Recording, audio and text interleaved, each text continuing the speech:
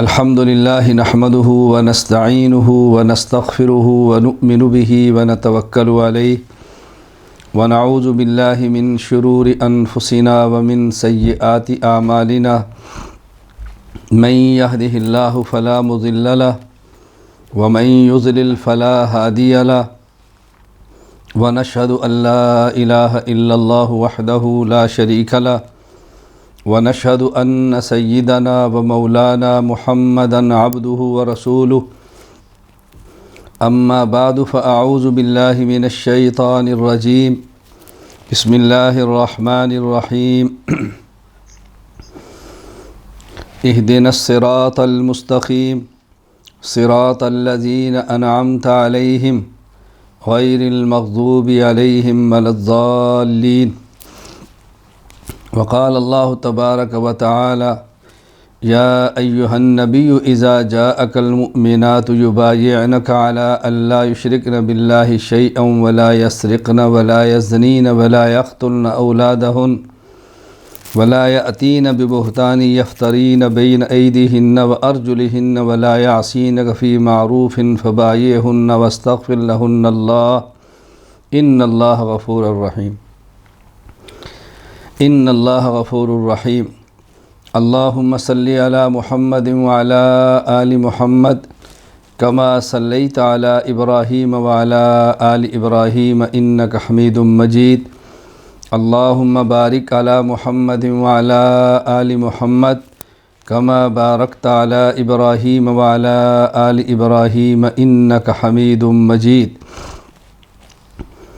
میری نہایت واجب الاحترام قابل صد احترام ماؤں، بہنوں اور بیٹیوں، اللہ رب العزت کا بہت بڑا احسان ہے کہ اللہ نے ہمیں انسان بنایا، مسلمان بنایا، حضور اکرم صلی اللہ علیہ وسلم کا امتی ہونے کا شرف بخشا اور دین کی خدمت کے لیے قبول فرمایا، اور آج دین کی نسبت سے ہمیں دین کی باتیں سننے کی توفیق عطا فرمائی۔ یہ اللہ کا احسان ہے، اللہ کا فضل ہے، اللہ کا کرم ہے۔ ہم اس پر جتنا اللہ کا شکر ادا کرے کم ہے۔ میں آج کی مجلس میں آپ کی خدمت میں چند ایک باتیں عرض کرنا چاہتا ہوں، اس کو توجہ کے ساتھ سماعت فرمائیں، سمجھنے کی کوشش کریں اور مضبوطی سے تھام لیں۔ اللہ تعالی ہم سب کو اخلاص کے ساتھ، اعتدال کے ساتھ، تسلسل کے ساتھ دین کا کام کرنے کی توفیق عطا فرمائے، اور پھر اللہ تعالی اس کام کو اپنے کرم سے، فضل سے قبول فرما لے۔ پہلی بات، کیونکہ ہماری آج کی گفتگو صرف اور صرف خواتین سے ہے، تو یہ مسئلہ خواتین ہی کو سمجھانا ہے۔ خواتین اس مسئلے کو سمجھ جائیں تو ایک بہت بڑا مسئلہ حل ہو جائے۔ خواتین کے لیے بہت اہم بات اور بہت اہم مسئلہ وہ پردہ ہے، وہ پردہ کرنا ہے۔ اور یہ بات ذہن نشین فرما لیں کہ پردہ سے مراد وہی پردہ ہے جو اللہ تعالیٰ فرمائیں، اللہ کے پیارے پیغمبر صلی اللہ علیہ وسلم سمجھائیں۔ ہمارے ہاں عام طور پر یہ بات چلتی ہے، ابھی ہمارے گھر میں پردہ شرعی پردہ ہے، فلاں خاتون پردہ شرعی کرتی ہے۔ پردہ ہوتا ہی شرعی ہے، جو شرعی نہیں ہوگا وہ پردہ کیسے ہوگا؟ اس لیے اتنا کہہ دینا بھی شاید کافی ہو کہ ہمارے گھر میں پردہ ہے، یا یہ کہہ دینا کافی ہو کہ خواتین پردے کا اہتمام کریں۔ جب ہم کہتے ہیں نماز پڑھو تو وہی نماز ہوگی جو نماز شرعی ہے۔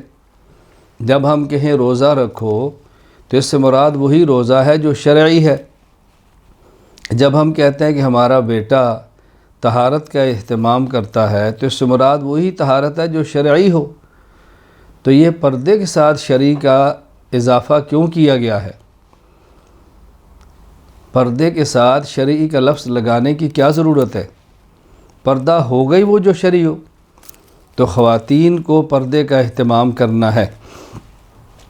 ایک بات، پردہ ہر اس شخص سے کرنا ہے جس سے خاتون کا نکاح ہو سکتا ہو۔ پردہ ہر اس شخص سے کرنا ہے جس سے نکاح ہو سکتا ہو۔ اس کے لیے یہ نہیں کہ جس سے پردہ کرنا ہے اس کی عمر کتنی ہو، قریب البلوغ ہو، بالغ ہونے کے قریب ہو، جو خواتین اور مردوں کے معاملات کو سمجھتا ہے، پردہ شروع کر دیں۔ پھر اس کی عمر جتنی زیادہ ہو اس سے پردہ ہی کرنا ہے۔ عورت کی جتنی عمر ہو اس کو پردہ ہی کرنا ہے۔ یہ بات ذہن نشین فرما لیں۔ پردہ آخر عمر تک کرنا ہے، پردے کو چھوڑنا نہیں ہے۔ یہ بچی ہے پردہ نہ کرے، نابالغ ہے، بالغ ہونے کے قریب ہے، پردہ شروع کر دے۔ یہ بوڑھی ہے اور پردہ نہ کرے، بوڑھی ہے تب بھی پردہ کرے۔ یہ آدمی بوڑھا ہے اس سے پردہ نہ کرے، آدمی بوڑھا ہے تو اس سے بھی پردہ کریں۔ ایک تو یہ بات سمجھیں۔ دوسری بات جو اس سے بھی زیادہ اہم ہے، اور دیندار خواتین حتیٰ کہ بس اوقات عالمات اور معلمات بھی اس میں غفلت کر لیتی ہیں، وہ یہ کہ پردہ جس طرح پورے جسم کا ہے اسی طرح پردہ چہرے کا ہے، پردہ آنکھ کا ہے، پردہ ہاتھ کی ہتھیلی اور پشت کا ہے، اور پردہ پاؤں کی پشت کا بھی ہے۔ یعنی عورت کا پردہ سر کے بالوں سے لے کر پاؤں کے ناخن تک مکمل جسم کا پردہ ہے۔ عام طور پر غفلت کیا ہوتی ہے کہ یہ تو ہمارے استاذ ہیں، ان سے کیا پردہ، یہ تو ہمارے باپ کی طرح ہیں، ان سے کیا پردہ، یہ تو ہمارے شیخ ہیں، ان سے کیا پردہ۔ نہیں، باپ کی طرح ہے مگر باپ نہیں ہے۔ استاذ باپ ہے، جسمانی نہیں روحانی ہے۔ شیخ باپ ہے، جسمانی نہیں روحانی ہے، اس لیے ان سے بھی پردہ ہے۔ جس طرح عورت کا خلوت میں کسی عام نامحرم میں ملنا گناہ ہے، اسی طرح خلوت میں اپنے استاذ اور اپنے شیخ سے ملنا بھی گناہ ہے۔ خلوت میں عورت کسی نامحرم سے مت ملاقات کرے، اس کا اہتمام کرنا ہے، اور مکمل جسم کا پردہ کرنا ہے۔ غفلت کس میں ہوتی ہے؟ چہرے کا پردہ نہیں ہوتا، آنکھوں کا پردہ نہیں ہوتا، ہتھیلی اور ہاتھ کا پردہ نہیں ہوتا، اور پاؤں کا پردہ نہیں ہوتا، حالانکہ یہ بھی پردہ ہے۔ خاتون کو چاہیے مکمل اپنا چہرہ ڈھانپ کے رکھے، ایسی چیز کا اہتمام کرے جو آنکھوں کو چھپا لے۔ یہ شریعت کا مسئلہ ہے۔ جو پردے میں چہرے کو یا ہاتھ کو یا کسی چیز کو شامل نہیں کرتی، ان کی الجھن قرآن کریم کی آیت ہے۔ میں آج کی مجلس میں اس آیت کریمہ کی مختصر سی اتنی تشریح جس سے بات کھل جائے وہ کر دیتا ہوں۔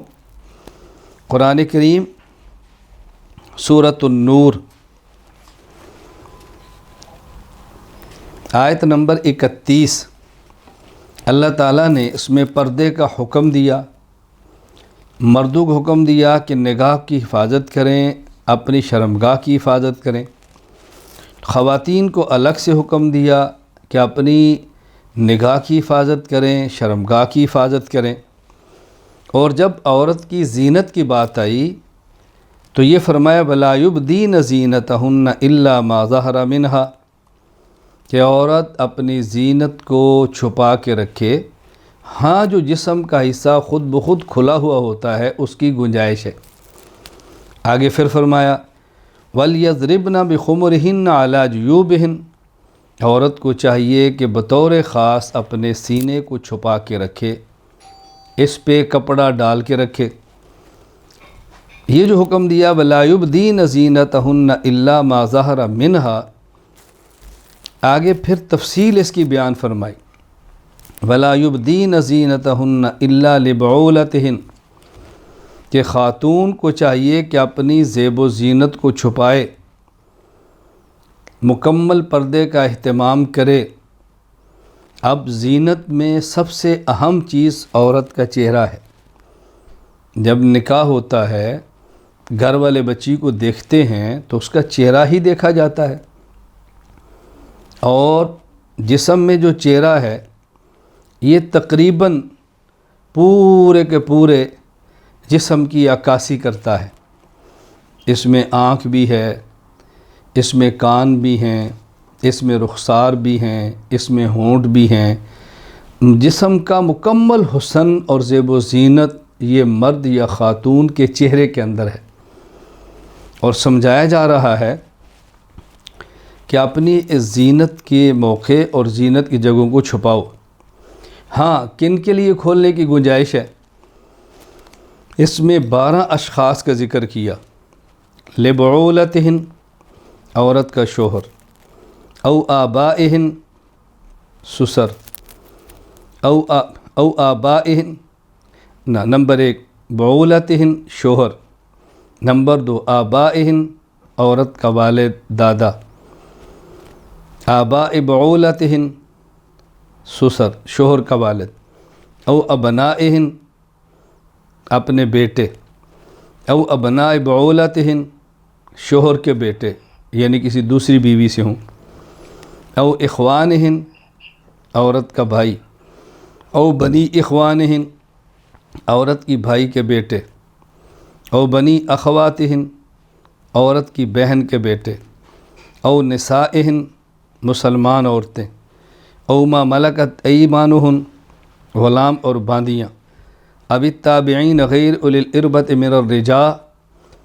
من الرجال، ایسے مرد جو بیماری کی وجہ سے، شدید ترین بڑھاپے کی وجہ سے اس حالت میں ہیں کہ اب ان کے ہاں خاتون کے متعلقہ مسائل کا تصور۔ اب الطفل الذین لم یظہروا علی عورات النساء، اتنا چھوٹا بچہ جو عورت اور مرد کے تعلق کو نہیں سمجھتا۔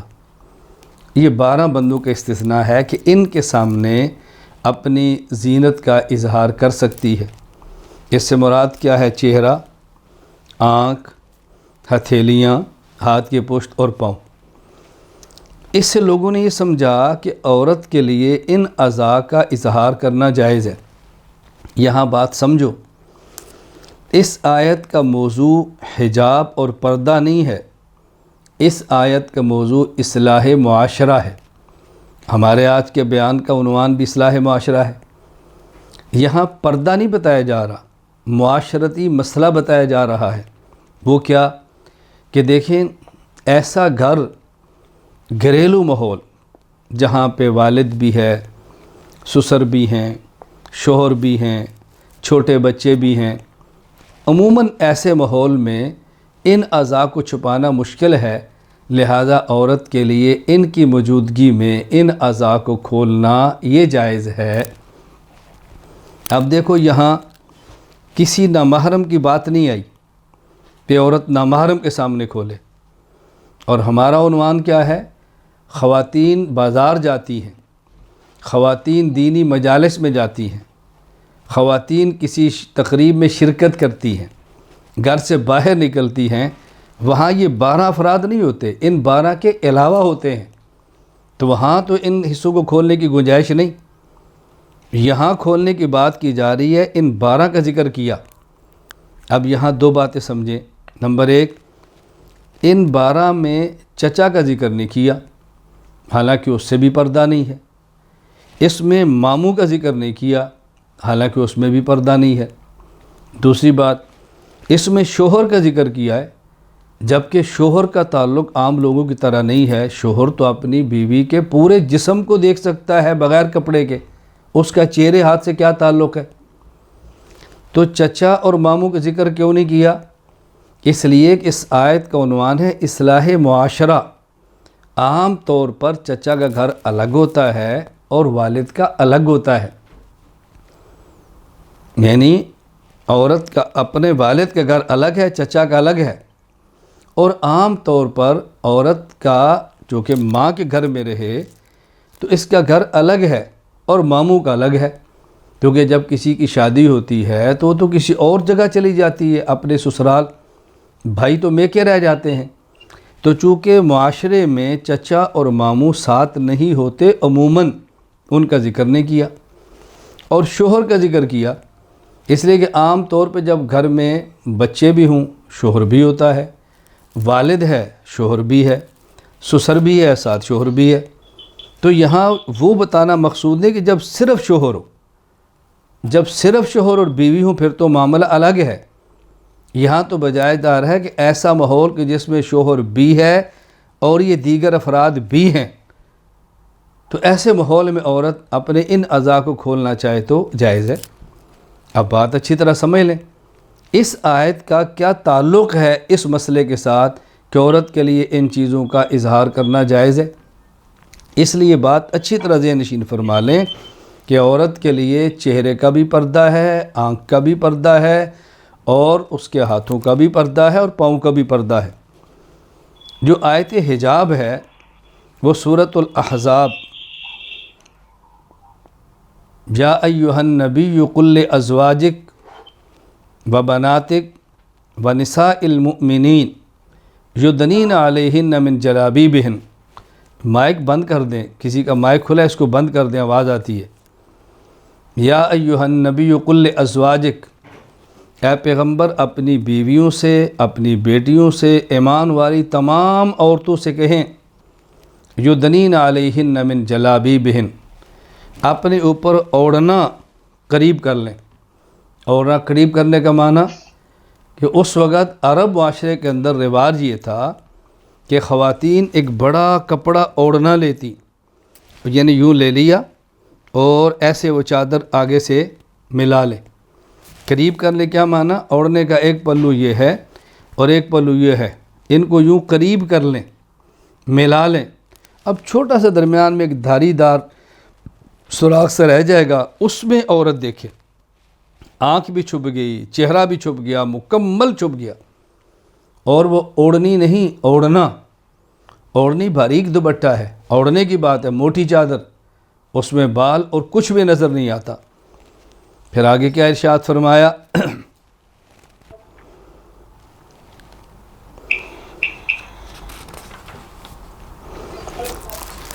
یہ مائک بند کر دیں، کسی کا مائک کھلا ہوا ہے، بار بار درمیان میں آواز آتی ہے۔ یا ایھا النبی قل لازواجک، اے پیغمبر اپنی بیویوں سے فرماؤ اور اپنی بیٹیوں سے فرماؤ، ونساء المؤمنین، ایمان والی تمام خواتین سے فرماؤ کہ وہ اس بات کا اہتمام کریں کہ انہوں نے یدنین علیہن من جلابیبہن۔ کیوں؟ ذالک ادنی ان یعرفن فلا یؤذین۔ اس میں اس بات کا بہت زیادہ اہتمام ہے کہ جب وہ یوں بازار میں آئیں گی تو ان کی شناخت ہو جائے گی کہ یہ مسلمان اور شریف عورت ہے، تو لوگ ان کی طرف نگاہ نہیں اٹھائیں گے، ان کی طرف نگاہ اٹھ گئی تو ان کو تکلیف ہوگی اور وہ شرم کے مارے میں زمین میں گڑ جائیں گی۔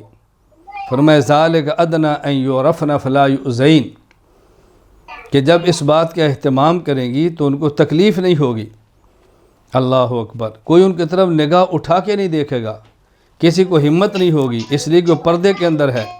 اس کا بہت زیادہ اہتمام کریں۔ وَكَانَ اللَّهُ غَفُورًا رَحِيمًا، اللہ تعالیٰ معاف فرمانے والے ہیں، رحم فرمانے والے ہیں۔ کیا مطلب؟ اتنے اہتمام کے باوجود اوڑھنا اوپر لیا، پلو آپس میں ملا دیے، پورا جسم چہرہ ہاتھ سمیت چھپ گیا۔ اب اگر ہوا چل جاتی ہے، کوئی پاؤں پھسل جاتا ہے، کوئی اچانک ایسا معاملہ پیش آتا ہے کہ جس سے ممکن ہے کوئی ہاتھ کھل جائیں، تو اللہ تعالیٰ معاف فرمانے والے ہیں۔ تم نے پوری احتیاط کی ہے، اللہ تعالیٰ اس کو معاف فرما دیں گے۔ تو ایک تو پردے کے بارے میں نے عرض کرنا تھا کہ پردے کی حقیقت کو بہت اچھی طرح سمجھیں کہ پردے کی حقیقت کیا ہے۔ دوسری بات، فرائض واجبات، سنن مؤکدہ، اس کے علاوہ نوافل کا بھی اہتمام کرنا ہے، ذکر اللہ کا اہتمام کرنا ہے، تلاوت کا اہتمام کرنا ہے۔ یہ جو ہم کہتے ہیں ذکر اللہ، اللہ کا ذکر، اس کی حقیقت کیا ہے؟ ذکر کا معنی یاد کرنا، ذکر اللہ، اللہ کو یاد کرنا، اللہ کو یاد رکھنا۔ ذکر اللہ کی حقیقت یہ ہے کہ ہر موقع پر اللہ کو یاد رکھا جائے، ہر وقت اللہ کو یاد رکھیں۔ جب ہر موقع پر ہر وقت اللہ کو یاد رکھیں گے تو یہ سمجھ آئے گا کہ کس وقت اللہ کا حکم کیا ہے، کس موقع پر اللہ کا حکم کیا ہے۔ تو ذکر اللہ کی حقیقت احکام شریعت پر عمل کرنا ہے۔ ایک ذکر اللہ کی حقیقت اور ایک ذکر اللہ کی صورت۔ ذکر اللہ کی حقیقت ہر وقت اللہ کو یاد رکھنا اور اللہ تعالیٰ کے احکام کی پابندی کرنا اور 24 گھنٹے کی زندگی عبادت میں گزارنا۔ ذکر اللہ کی صورت قرآن کریم کی تلاوت کرنا، ذکر اللہ کی صورت کلمہ طیبہ کا ورد کرنا، ذکر اللہ کی صورت استغفار کرنا، ذکر اللہ کی صورت درود پاک پڑھنا، ذکر اللہ کی صورت تسبیحات پڑھنا۔ تو ایک ذکر اللہ کی حقیقت ہے اور ایک ذکر اللہ کی صورت ہے۔ صورت اور حقیقت دونوں کا اہتمام کرنا ہے اور دونوں کا خیال کرنا ہے۔ اس کو اچھی طرح ذہن نشین فرما لیں۔ اور اصل ذکر کی حقیقت ہے۔ ذکر اللہ کی حقیقت 24 گھنٹے کی زندگی اللہ تعالیٰ کے حکم اور رسول اکرم صلی اللہ علیہ وسلم کے مبارک طریقہ کے مطابق گزارنا ہے، احکام شریعت کی پابندی کرنا ہے، حدود شریعت کا خیال کرنا ہے، حدود شریعت کا خیال کرنا ہے، جس کا خلاصہ نیک اعمال کرنے ہیں اور گناہوں سے بچنا ہے۔ اگر گناہ ہو جائے تو فوراً توبہ کرنی ہے، اللہ تعالیٰ کی طرف رجوع کرنا ہے فوراً۔ تیسری بات، جس طرح مردوں نے دین کی خدمت اور دین کا کام کرنا ہے، خواتین نے بھی دین کا کام اور دین کی خدمت کرنی ہے۔ خواتین بھی دین کی خدمت کریں اور خدمت دین کا جذبہ پیدا کریں۔ خواتین بھی خدمت دین میں اپنے آپ کو مصروف رکھیں، لیکن طریقہ کار ذہن نشین فرما لیں۔ قرآن کریم میں اللہ رب العزت نے ارشاد فرمایا، انی جاعل فی الارض خلیفہ۔ اللہ تعالیٰ نے خلیفہ بنایا ہے مرد کو، حضرت آدم کو۔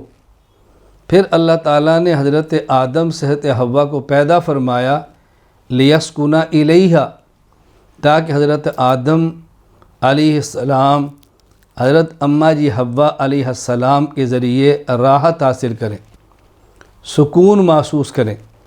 معلوم ہوا کہ اصل کام تو مرد نے کرنا ہے اور خاتون اس کے لیے معاون ہے، خاتون اس کے لیے سپورٹر ہے۔ اللہ رب العزت نے 1,24,000 کم و بیش انبیاء علیہ السلام مبعوث فرمائے، لیکن نبوت اور رسالت کا تاج مرد کے سر پہ رکھا ہے، خاتون کے سر پہ نہیں رکھا۔ نبی کی ماں تو عورت ہے، نبی کی بیٹی عورت ہے، نبی کی بہن عورت ہے، نبی کی بیوی عورت ہے۔ عورت معاون تو بنی ہے، سپورٹر تو بنی ہے، نبی نہیں بنی۔ معلوم ہوا کہ اصل کام کرنا مردوں کے ذمے ہے اور خواتین ان کی معاون ہیں۔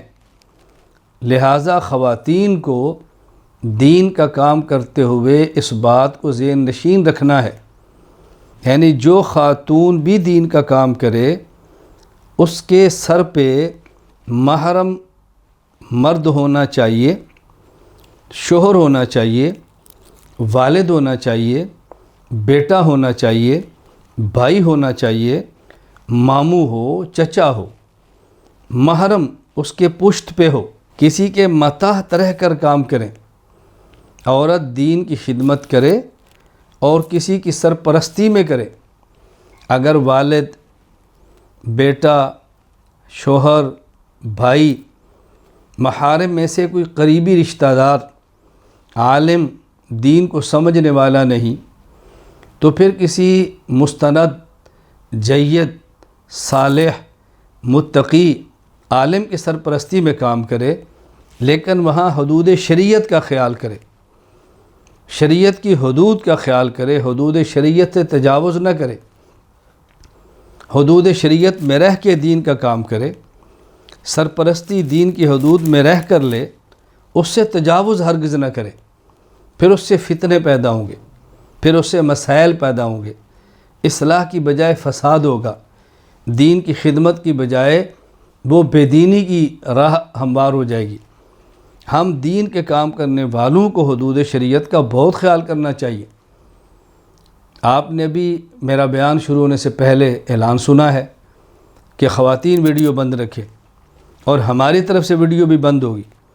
ہمارے ہاں جب بھی خواتین میں بیان ہوتا ہے تو ہم پورا اہتمام کرتے ہیں کہ خواتین میں لائیو بیان ویڈیو کے بغیر ہو، ویڈیو کے بغیر لائیو بیان چلے، تاکہ بیان لائیو ایسا ہو نہ وہ ہمیں دیکھیں نہ ہم ان کو دیکھیں۔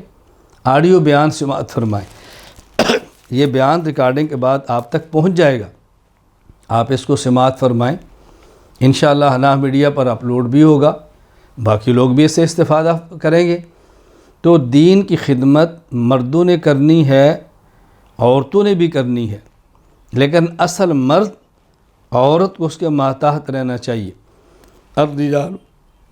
الرجال قوامون علی النساء، اللہ تعالیٰ نے مرد کو عورت پر فوقیت دی ہے۔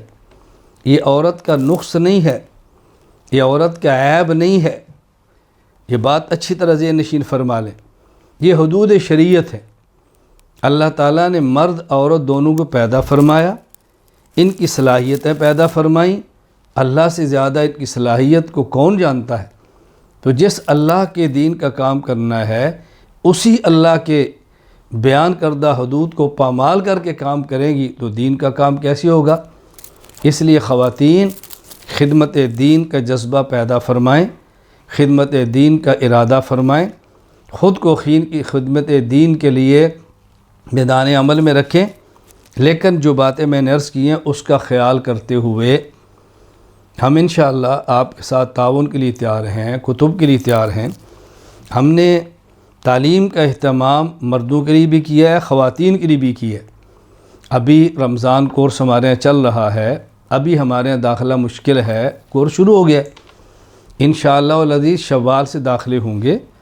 آپ اپنی باجی صاحبہ کے ذریعے رابطہ کریں، اور خواتین کے لیے ہم نے مستقل 2 سال کا کورس تیار کیا ہے، جس میں قرآن کریم کی تفسیر، حدیث پاک، فقہ، عقائد، سیرت، تاریخ، صرف اور نحو، مسنون دعائیں، یہ سب اس کے اندر شامل ہیں۔ 2 سال کا کورس ہے، اور اس کے 6 سیمیسٹر، 6 سمائیاں ہیں، ہر سمائی کی ترتیب ہے، یومیہ 2 سے 2.5 گھنٹے تعلیم ہے، چھٹی کے دن بھی ہیں، وہ ترتیب آپ کو بعد میں بتا دی جائے گی۔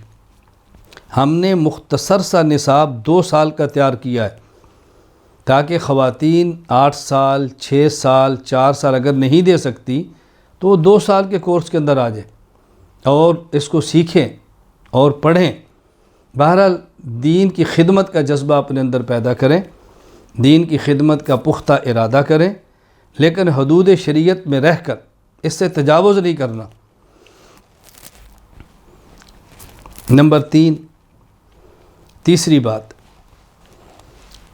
آج کے بیان کے اندر بھی بیان سے قبل خواتین کی طرف سے خواہش کا اظہار ہوا ہے کہ وہ بیعت کرنا چاہتی ہیں۔ بیعت کی حقیقت اچھی طرح سمجھ لیں۔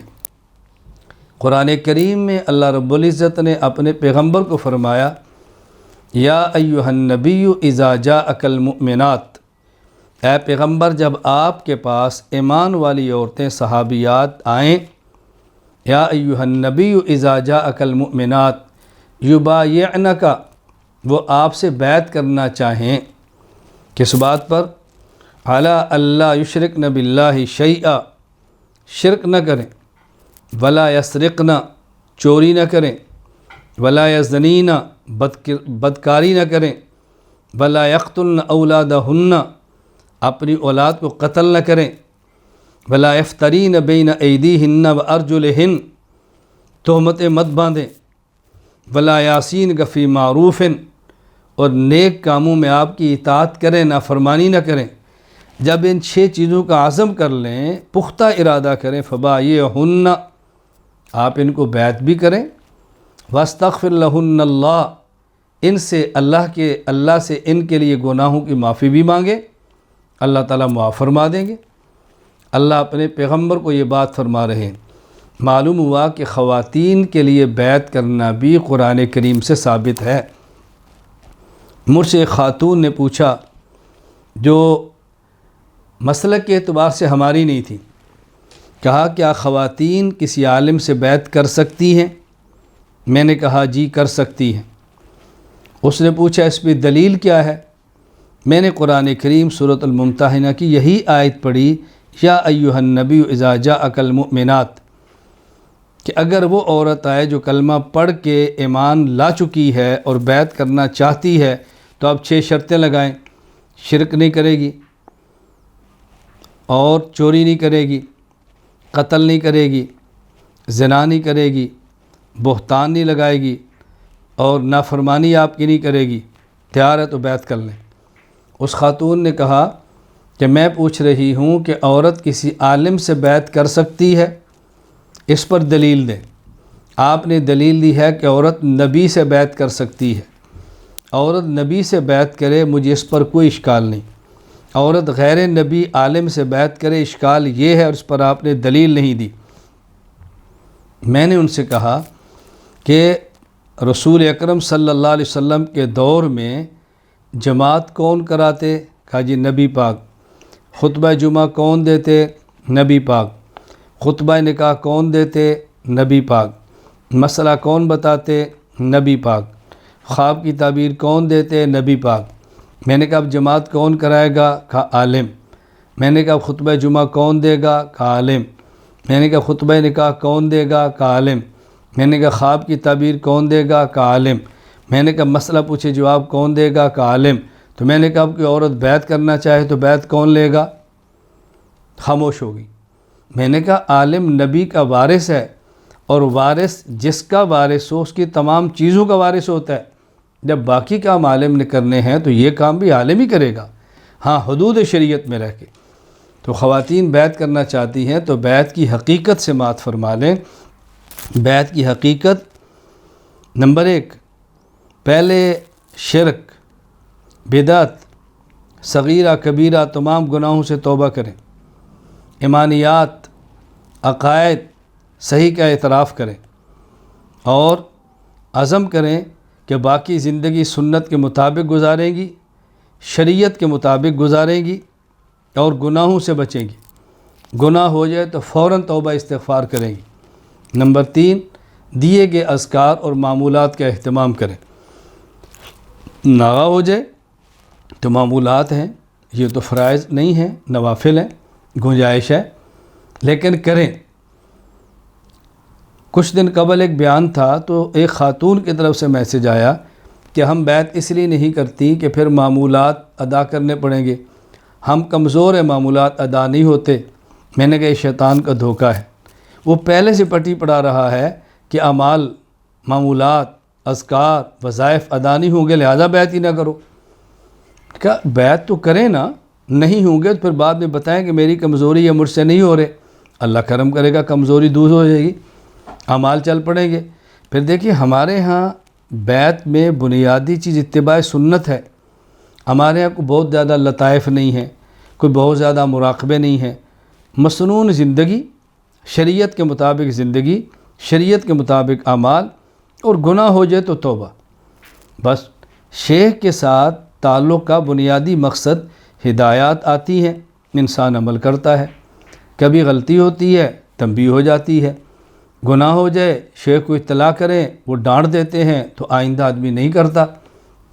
اپنے نفس کو ایک بات سمجھا لیں، اپنے دل کو ایک بات سمجھائیں، اگر تو نے کوئی گناہ کیا تو میں نے شیخ کو بتانا ہے، یہ گناہ نہیں کرے گا، اور جب ہو جائے تو اطلاع کرے، پھر دیکھے گناہ سے جان کیسے چھوٹتی ہے۔ ایک ساتھی نے مجھے کہا کہ اب گناہ ہو جائے تو اس کو تو چھپانا فرض ہے، آپ کہتے ہیں شیخ کو بتاؤ تو اظہار ہو گیا، یہ تو جائز نہیں ہے۔ میں نے کہا گناہ کر کے گناہ کو بتانا لذت کے لیے یہ ناجائز اور حرام ہے، لیکن گناہ کر کے شیخ کو بتانا توبہ کے لیے یہ تو سنت سے ثابت ہے۔ صحابہ کرام رضی اللہ عنہ مجمعین اللہ کے نبی کے پاس آتے، حضور مجھ سے یہ گناہ ہو گیا ہے، میری توبہ کیسی ہوگی؟ یہ مجھ سے جرم ہو گیا ہے، میری توبہ کیسی ہوگی؟ یہ میرے اندر کمزوری ہے، یہ دور کیسی ہوگی؟ یہی کام آج شیخ اور عالم سے کرنا ہے۔ اس کا اہتمام کرے گی تو انشاءاللہ العزیز تو بیعت بھی ہو جائے گی، توبہ کی توفیق بھی ملے گی اور معاملات چلتے رہیں گے۔ اللہ تعالیٰ مجھے اور آپ سب کو عمل کرنے کی توفیق عطا فرمائے۔ وہ خواتین جو بیعت کی خواہش مند ہیں، میں کلمات بیعت کہہ دیتا ہوں، وہ کلمات بیعت دہرا لیں، اور جو مجھ سے پہلے سے بیعت ہیں وہ بھی ان کلمات بیعت کو ادا کر لیں۔ بعض خواتین ایسی ہیں جو کسی اور شیخ سے بیعت ہیں، تو اپنی بیعت برقرار رکھیں۔ اگر آپ کا ان سے مزاج ملتا ہے، رابطہ رہتا ہے، استفادہ ہوتا ہے تو بہت اچھا، اور رابطہ نہیں ہوتا، استفادہ نہیں ہوتا تو شیخ کو بدلنے میں حرج بھی نہیں ہے۔ تو جو خواتین مجھ سے بیعت نہ کرنا چاہیں، پہلے سے بیعت ہو، کسی اور شیخ سے تعلق ہو، وہ کلمات توبہ پڑھ لیں، اور جو بیعت کرنا چاہیں وہ بعد میں کلمات بیعت بھی کہہ لیں۔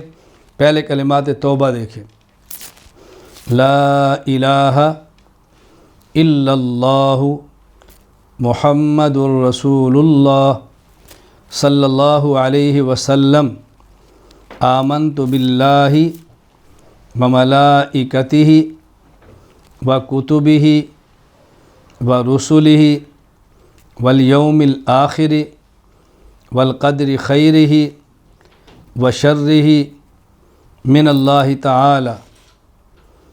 میں توبہ کرتی ہوں کفر سے، شرک سے، بدعت سے، چھوٹے بڑے، ظاہری باطنی، جان بوجھ کر اور بھول کر کیے ہوئے تمام گناہوں سے۔ میں وعدہ کرتی ہوں باقی زندگی شریعت کے مطابق گزاروں گی اور گناہوں سے بچوں گی۔ اگر مجھ سے گناہ ہوا تو فوراً توبہ کروں گی۔ آگے کلمات بیعت، جو بیعت فرمانا چاہیں وہ ان کلمات کو پڑھ لیں۔ میں داخل ہوتی ہوں سلسلہ قادریہ، چشتیہ، سہروردیہ اور نقشبندیہ میں۔ اے اللہ میری توبہ اور میری بیعت کو قبول فرما، دنیا میں اور آخرت میں اپنے نیک بندوں میں مجھے شامل فرما۔ جن خواتین نے کلمات بیعت پڑھ لیے ہیں، فرائض، واجبات، سنن مؤکدہ کے علاوہ فجر کی نماز کے بعد یا پہلے سورہ یاسین، مغرب کی نماز کو سورہ واقعہ، عشاء کے بعد سورہ ملک اور جمعہ کے دن سورہ کاف، اس کا اہتمام فرمائیں۔ ایک تسبیح لا الہ الا اللہ، ایک تسبیح استغفر اللہ، ایک تسبیح درود پاک، مختصر ترین درود پاک صلی اللہ علیہ وسلم، یہ پڑھ لیا کریں، یہ کافی ہے۔ جن خواتین نے بیعت کی ہے ان کو بیعت فارم انشاءاللہ جو ہمارے آج کی محترمہ میزبان ہیں ان کے وساطت سے پہنچا دی جائے گی۔ جب وہ بیعت فارم آپ پر کر لیں، ان کو واپس بھجوا دیں، تکمیل بیعت کا فارم اور پھر معمولات کا پرچہ اور جو کتب آپ نے مطالعے میں رکھنی ہے PDF کی صورت میں وہ آپ کے پاس پہنچ جائیں گی۔ اس کے بعد اگر کوئی خاتون مسئلہ معلوم کرنا چاہیں تو مسئلہ کا طریقہ کار آڈیو کی صورت میں آپ کو بتا دیا جائے گا، اس کے مطابق آپ لکھیں گی، انشاءاللہ اسی مسئلے کا جواب بھی آپ تک آتا رہے گا۔ اللہ تعالیٰ مجھ سے اور آپ سے راضی ہو جائے، اللہ ہم سب کے گناہوں کو معاف فرما دے، خطاؤں سے درگزر فرما دے، دین کی خدمت کی اللہ تعالیٰ توفیق عطا فرمائے اور قبول فرمائے۔ درود پاک پڑھ لیں اور اس کے بعد دعا کر لیں۔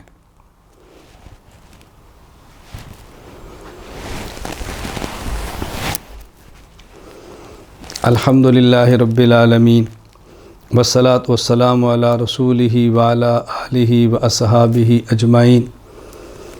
ربنا ظلمنا انفسنا وإن لم تغفر لنا وترحمنا لنکونن من الخاسرین۔ ربنا لا تؤاخذنا ان نسینا او اخطأنا، ربنا ولا تحمل علینا اصرا کما حملته علی الذین من قبلنا، ربنا ولا تحملنا ما لا طاقة لنا به، واعف عنا واغفر لنا وارحمنا انت مولانا فانصرنا على القوم الكافرین۔ ربنا لا تزغ قلوبنا بعد إذ هديتنا وهب لنا من لدنك رحمة إنك أنت الوهاب۔ رب اغفر وارحم وأنت خير الراحمين، رب اغفر وارحم وأنت خير الراحمين، رب اغفر وارحم وأنت خير الراحمين۔ ربنا وآتنا ما وعدتنا على رسلك ولا تخزنا يوم القيامة إنك لا تخلف الميعاد۔ ربنا اغفر لنا ولإخواننا الذين سبقونا بالإيمان ولا تجعل في قلوبنا غلا للذين آمنوا ربنا إنك رؤوف رحيم۔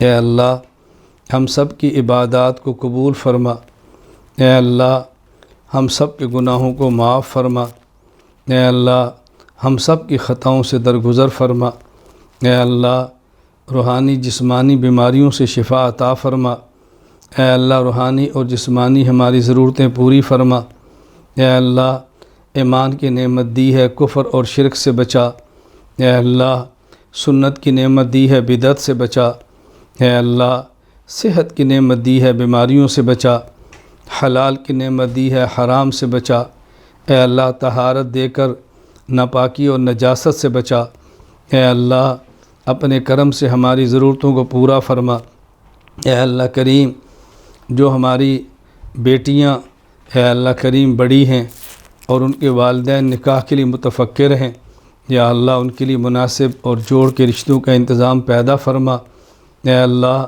جن کے نکاح ہو چکے ہیں اولاد کی نعمت سے محروم ہیں، اے اللہ ان کو نیک خوبصورت اولاد عطا فرما، اے اللہ جن کی اولاد ہے ان کی اولاد کو اپنی ماں اور والد کی آنکھوں کی ٹھنڈک بنا، اے اللہ والدین کو اولاد کی خوشیاں دیکھنی نصیب فرما، اے اللہ کریم والدین کو اولاد کی خوشیاں دیکھنی نصیب فرما، یا اللہ والدین کو اولاد کی خوشیاں دیکھنی نصیب فرما، یا اللہ اولاد کو ماں باپ کی آنکھوں کی ٹھنڈک بنا، ماں باپ کی شفقتیں عطا فرما، ماں باپ کے سہارے سے محروم نہ فرما، اے اللہ کریم اے اللہ کریم اولاد کی بے دینی سے، اولاد کی نافرمانی سے ماں اور آپ کے دلوں کو کیا غم پہنچتے ہیں، اے اللہ ہمیں اس غموں سے محفوظ فرما، اے اللہ اولاد کے بگڑنے سے ماں باپ کس تکلیف کے اندر مبتلا ہوتے ہیں، اے اللہ ہمیں اس تکلیف سے محفوظ فرما، اے اللہ اولاد کو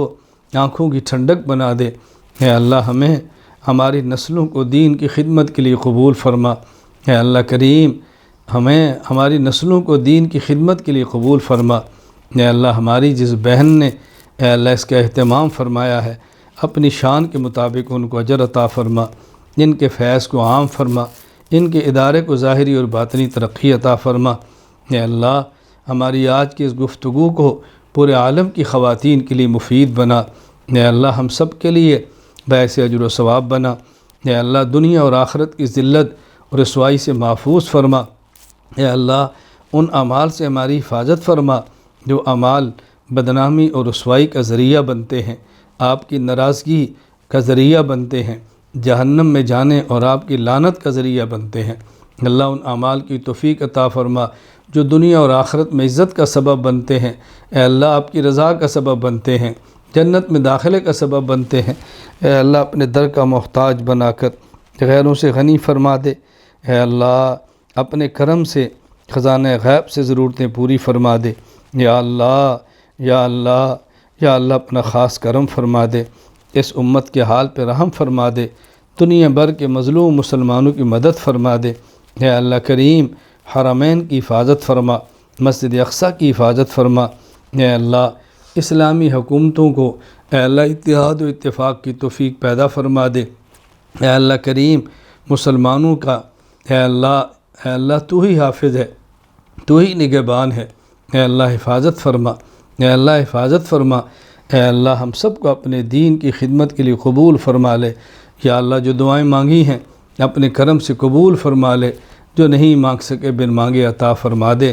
اے اللہ ہماری مائیں، ہماری بہنیں، ہماری بیٹیاں جو اس بیان میں شریک ہیں، اے اللہ کتنی ہیں جن کے دل میں جائز خواہشات ہوں گی، اپنے کرم سے پوری فرما دے۔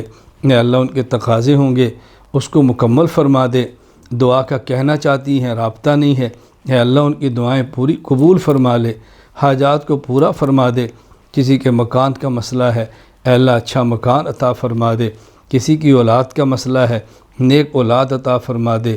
کسی کی تربیت کا مسئلہ ہے، اولاد کی اچھی تربیت کروا دے۔ کسی کے نکاح کا مسئلہ ہے، اچھا رشتہ عطا فرما دے۔ اللہ ماکرین کے مکر سے بچا لے، ساحرین کے سحر سے بچا لے، ناظرین کی نظر بد سے بچا لے، حاسرین کے حسد سے بچا لے۔ اے اللہ ہماری ماؤں بہنوں بیٹیوں کی عزت کی حفاظت فرما۔ اے اللہ ان کی عزت کی حفاظت فرما۔ اے اللہ ان کی عزت کی حفاظت فرما۔ اے اللہ اپنے کرم سے اپنے حبیب صلی اللہ علیہ وسلم کے صدقے ہماری ساری حاجات کو پورا فرما۔ لا الہ الا انت الحلیم الکریم، سبحان اللہ رب العرش العظیم، الحمد للہ رب العالمین، نسألک موجبات رحمتک وعزائم مغفرتک والغنیمت من کل بر والسلامت من کل اسم، لا تدع لنا ذنبا الا غفرتا ولا ہما الا فرجتا ولا دینا الا قضیتا ولا حاجة من حوائج الدنیا والآخرہ وہی لک رضا الا قضیتها یا ارحم الراحمین۔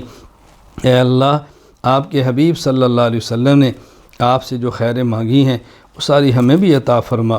اے اللہ جن شرور سے پناہ مانگی ہے ہماری حفاظت فرما۔ وانت المستعان وعلیک البلاغ ولا حول ولا قوة الا باللہ العلی العظیم۔ وصلی اللہ تعالی علی رسول خیر خلقہ محمد وعلی آلہ وصحابہ اجمعین، آمین برحمتک یا ارحم الراحمین۔